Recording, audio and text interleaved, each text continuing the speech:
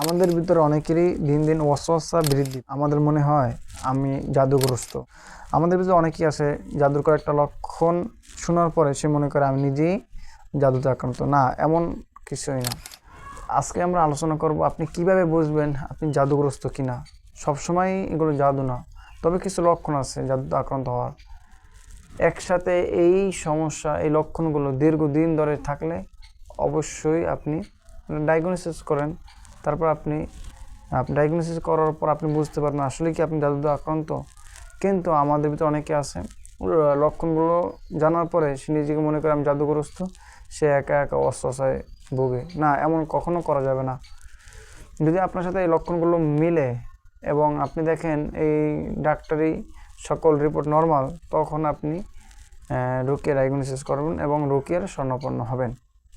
আজকে আমরা কয়েকটি সম্ভাব্য লক্ষণ নিয়ে আলোচনা করছি।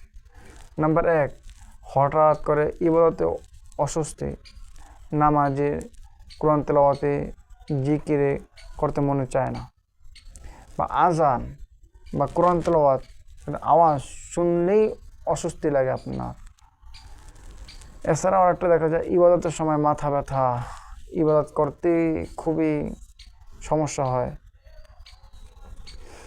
আর ইবাদতের সময় ঘুম ঘুম ভাব, নামাজে দাঁড়ালে আপনার ঘুম আসে, বিভিন্ন ওয়াসওয়াসা আসে।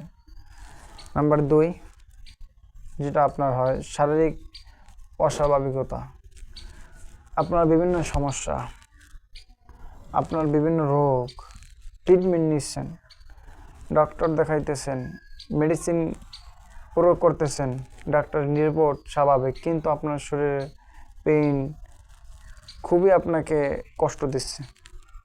আপনার শরীরে বিভিন্ন জয়েন্টে ব্যথা আছে, আপনার ঘন ঘন মাথা ব্যথা হচ্ছে, আপনার বুক দরপর করতেছে, কোনো কারণ ছাড়াই আপনার দুর্বল লাগতেছে, কোনো কারণ ছাড়াই আপনার সমস্ত শরীর কিংবা কাঁধ কিংবা মাথা ভারী হয়ে উঠছে, ঘুমের সময় কোনো শরীর কেঁপে উঠছে।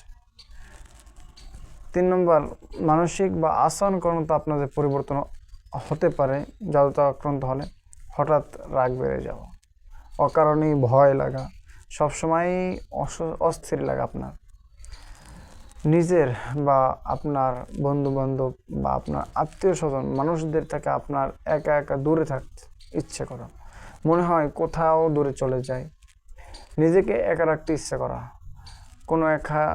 কোনো এক জায়গায় একা একা নির্জনে যায় একা একা বসে থাকি, নিজেকে মনের ভিতরে এমন অনুভূতি হওয়া, এমন ঘুমের ভিতরে স্বপ্ন সমস্যাগুলো হতে পারে। আপনি খুবই ভয়ঙ্কর স্বপ্ন দেখতেছেন এবং হঠাৎ করে আপনার ঘুম ভেঙে যাচ্ছে প্রতিনিয়ত, আর এই একই স্বপ্ন আপনি বারবার দেখতেছেন, প্রত্যেকটা দিন দেখতেছেন। আর এছাড়াও আরেকটা, ঘুমের মধ্যে আপনার চাপ অনুভব করতেছেন, চিৎকার করতে চাইলেও আপনি চিৎকার করতে পারতেছেন না, আপনি কিছু বলতে চাইলেও বলতে পারতেছেন না। এই লক্ষণগুলো আপনার সাথে যদি দীর্ঘদিন ঘটে তাহলে আপনি অভিজ্ঞ রাকিদের পরামর্শ নেবেন। আমরা যখন নিজেরা রুকিয়া করি, সেলফ রুকিয়া বাসায়, তখন আমাদের যে প্রতিক্রিয়া হতে পারে, এটাও রুকিয়ার প্রতিক্রিয়ার লক্ষণ।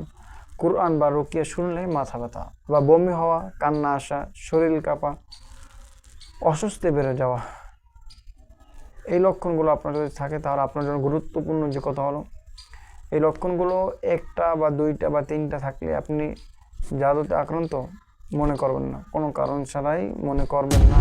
বদনজর বা জিনের প্রভাব যদি আপনি বুঝতে চান তাহলে আপনাকে অবশ্যই কোরআন এবং সুন্নাহ অনুযায়ী রুকিয়ার সঠিক মাধ্যম গ্রহণ করতে হবে।